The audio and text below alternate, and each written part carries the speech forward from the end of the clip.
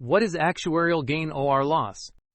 Actuarial gain or loss is the financial change that occurs when actual results differ from the expected estimates used in pension or employee benefit calculations. In simple words, actuarial gain or loss happens when real outcomes are different from what companies predicted in their financial assumptions.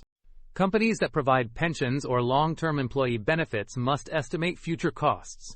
These estimates are made by professionals called actuaries. Actuaries use assumptions such as employee life expectancy, salary growth, retirement age, and investment returns. However, real-life results rarely match predictions exactly. When actual results are better than expected, it creates an actuarial gain. When actual results are worse than expected, it creates an actuarial loss. For example, if employees live longer than expected, the company must pay pensions for more years. This increases expenses and creates an actuarial loss. If investment returns on pension funds are higher than expected, the company needs to contribute less money. This creates an actuarial gain.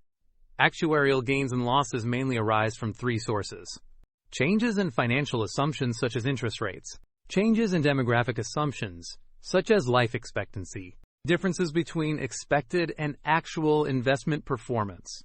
In accounting, actuarial gains and losses are usually recorded in other comprehensive income instead of regular profit and loss statements. This helps avoid large fluctuations in reported profits. Actuarial adjustments are important because they show the real financial position of pension obligations. In simple terms, actuarial gain or loss shows whether pension estimates were too optimistic or too pessimistic. Easy way to remember: actuarial gain means better than expected results, and actuarial loss means worse than expected results.